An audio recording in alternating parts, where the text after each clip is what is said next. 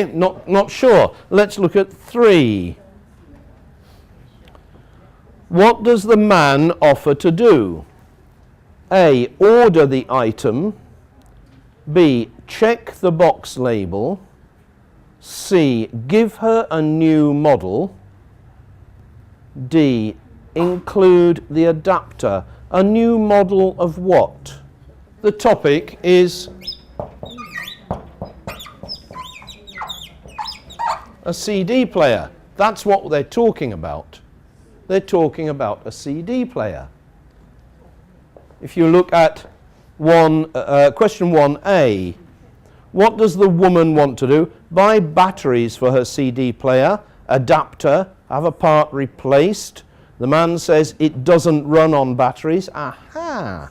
Now we know we're talking about the CD player. What's the problem? Look at 1 again. What does the woman want to do? Buy batteries, purchase an adapter, have a missing part replaced, check the part is in stock. What does the man tell her? It doesn't run on batteries, the label is incorrect, the adapter isn't included, she should buy another model. What does the man offer to do? Order the item, check the box label, give her a new model, include the adapter. So, can you tell me what the problem is with her CD player in the shop while she's talking to the shopkeeper? What is her problem? Right, let's listen to the conversation. We'll listen to the conversation and then we will try and fill in the missing information here and answer the questions. 2. Test tactic. B. Questions 1 through 3 refer to the following conversation. Excuse me, I bought this CD player yesterday, but when I got home I noticed that the AC adapter wasn't in the box, and I don't want to run it on batteries. Oh, really? May I see the player and your receipt, please? Yes, certainly. Here you are. Ah, as you can see on the label, this model doesn't come with an adapter. I can order one for you, though. Excuse me, I bought this CD player yesterday, but when I got home I noticed that the AC adapter wasn't in the box, and I don't want to run it on batteries. So she says, I don't want to run it on batteries. So 1A is definitely not right. She doesn't want to buy batteries. What do you think the answer is to number 1? Can't be A.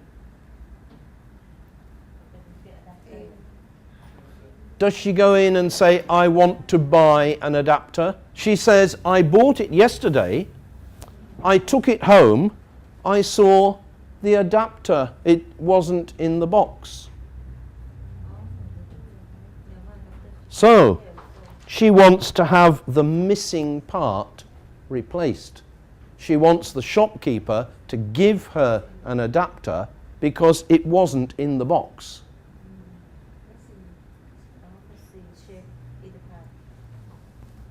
So, she wants to have a missing part replaced. What does the man tell her? Oh, really? May I see the player and your receipt, please? Yes, certainly. Here you are. Ah, as you can see on the label, this model doesn't come with an adapter. What does the man tell her? A, B, C, or D?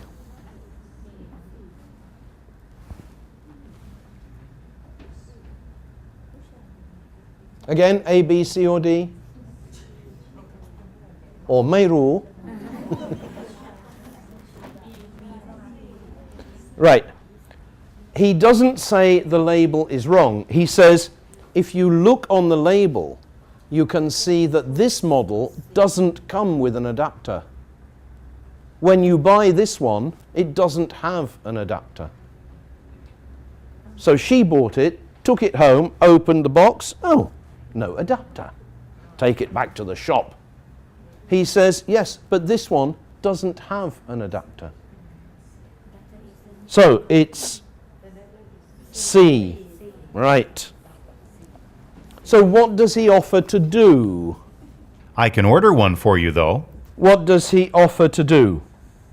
A, B, C, or D?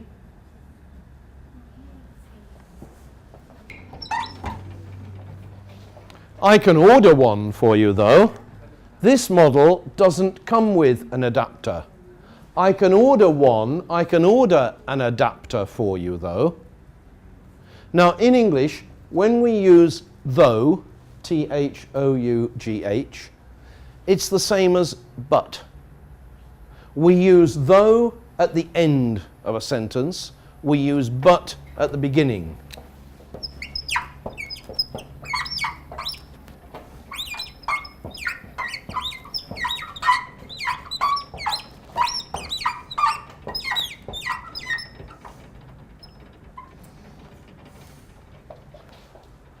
I can order one for you, though, but I can order one for you.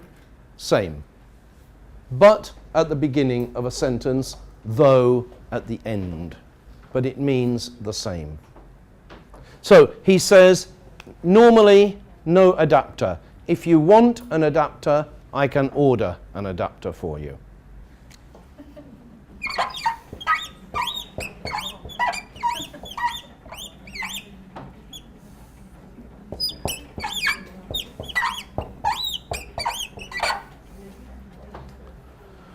When we are doing these exercises, you need to understand inference in English, how to infer. When we infer, we understand something that is not actually spoken. Let me give you an example. Inference, or to infer.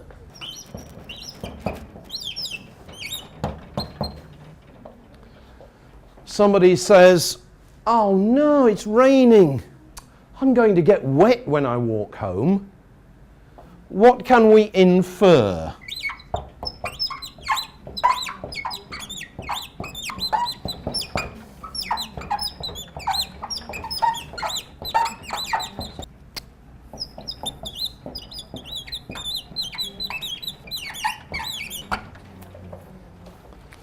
Okay, so somebody says, "Oh no, it's raining.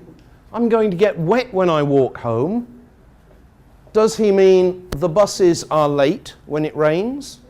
Does he mean he doesn't like the rain? Does he mean he hasn't got an umbrella? Or does he mean he lives a long way from the office? C. Right. We can infer that he hasn't got an umbrella. He doesn't say. The words "Maimirom" are not here. He doesn't say, "Oh no, it's raining and I haven't got an umbrella. I'm going to get wet." But because, "Oh no," shock, not happy. Fact, it's raining. I'm going to get wet when I walk home. He doesn't take the bus. He walks. Why is he going to get wet? Not because he lives a long way, but because he hasn't got an umbrella. And from that, we can infer C. The information, he doesn't say the words there, but we can understand from his comment what he is thinking. Now this is very, very different from Thai thinking. English is full of inference. In English, we only say half of what we mean. And we let the listener understand. We let the listener infer the rest. In Thai language, you don't do that. In Thai language, everything is clearly stated. But English is very different. And again, it's one of the things that makes English difficult for Thai speakers. It's not the words, it's the thinking. Our thinking is very different from Thai thinking. English language thinking is very different from Thai language thinking. So we need to learn to look for inference. We need to learn to understand inference. It is not easy, especially at 4:30 on a Saturday afternoon, after you've done a week at school. It is not easy, but it's one of the things that will help you understand English better. Let's try one more example. Look at the tactic practice on page 17. Again, we're going to look at the 3 questions and each of the 4 answers for the 3 questions. And can we get the context before we hear the CD? Can we understand something about who is talking, where are they, what is the topic, and is there a problem? Look at questions 1, 2, and 3. What are the speakers discussing? The weather in Taylorville. B, a meeting with clients. Clients is the same as customers. Customers buy a product. Clients pay for a service. So, go back to 1. What are the speakers discussing? A, the weather in Taylorville. B, a meeting with clients. Clients pay for a service. Customers pay for a product.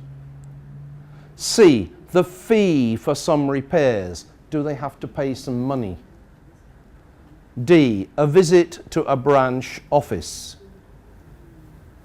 2, what is the problem? A, the head office air conditioner is broken. B, Bill, a name. Bill cannot do the job. C, Carl, another name, a man's name. Carl is busy all next week. D, the Taylorville office is closed. 3, what does the man, the man, what does the man suggest? Now we know the conversation is between a man and a woman. So the 2 speakers in number 1 are a man and a woman. So question 3, what does the man suggest? A, going to the head office on Tuesday. B, changing the air conditioning unit.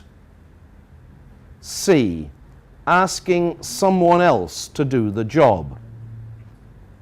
D, delaying the trip to Taylorville. Now, what I want you to do in your groups, look at those questions and answers again and think about who is talking. Well, we already know it's a man and a woman, so we can put that on here now. Where are they? What is the topic? And what is the problem? We know it's a man and a woman, but who are they? Are they shopkeeper and customer like before?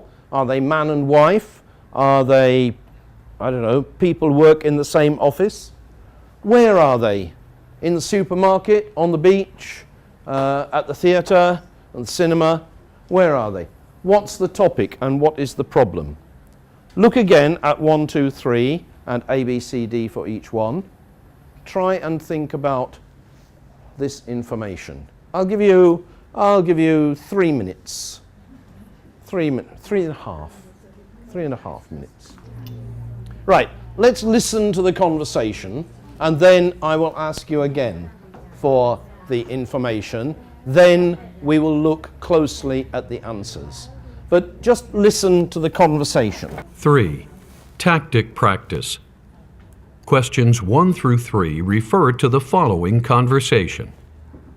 Bill, do you think you could visit the Taylorville branch on Tuesday? Tuesday? I'm afraid that's impossible. I'm going to be busy all next week. That's a problem. The head office promised them we would send someone down to have a look at their air conditioning early next week. Well, why don't you ask Carl? He should be free next week. Now, does that help you to understand a little bit better? Does that help you to understand a little bit better? Who are these people? We know it's a man and a woman. Is it customer and shopkeeper? Teacher and student? Policeman and driver? Who are they? Sorry? Tell me again in Thai. Right. Yes. Colleagues. Colleagues. They are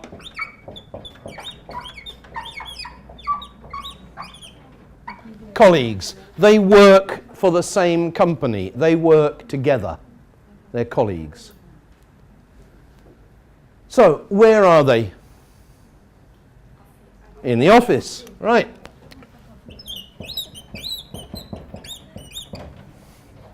What is the topic of conversation? An air conditioner, where?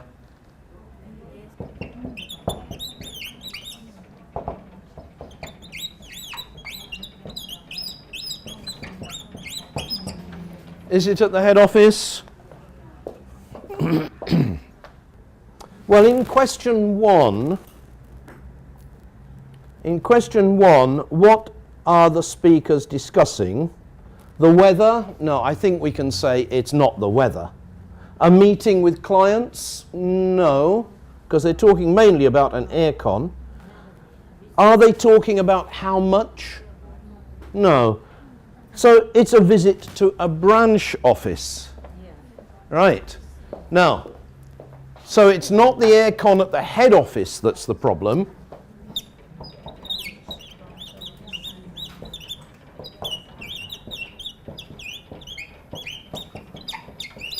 The problem is in a branch office in Taylorville. Taylorville, the name of a town. So, the topic is the aircon in a branch office. What's the problem? We know that the aircon is not so good, but there's another problem. Question 2. What is the problem? The head office air conditioner, well, no, we know it's the branch office, so it's not A. Bill cannot do the job. Carl is busy all next week. The Taylorville office is closed. Right, listen again. I think this time you should be able to get 2, maybe 3 correct answers. Listen again. Questions 1 through 3 refer to the following conversation.